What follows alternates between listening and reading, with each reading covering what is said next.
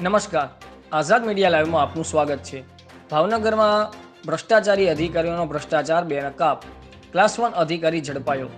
ભાવનગર શહેરમાં છેલ્લા કેટલાક સમયથી એસટી વિભાગ દ્વારા વિવિધ જગ્યાઓ પર ગેરરીતિ થતી હોવાની ફરિયાદો વ્યાપક પ્રમાણમાં ઉઠવા પામી હતી।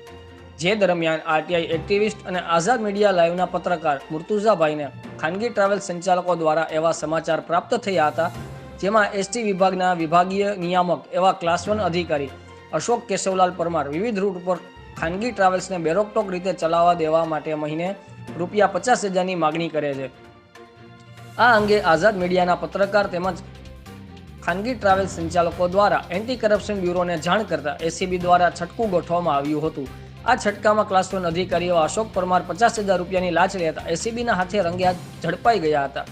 ભ્રષ્ટાચારમાં ઝડપાયેલા અધિકારીને એસટી વિભાગે તુરંત સસ્પેન્ડ કરતા તેમના સ્થાને નવા અધિકારીને ભાવનગર ડિવિઝનનો ચાર્જ સોંપવામાં આવ્યો હતો। રિપોર્ટર મુર્તુઝા યુસુફભાઈ, આઝાદ મીડિયા લાઈવ, ભાવનગર।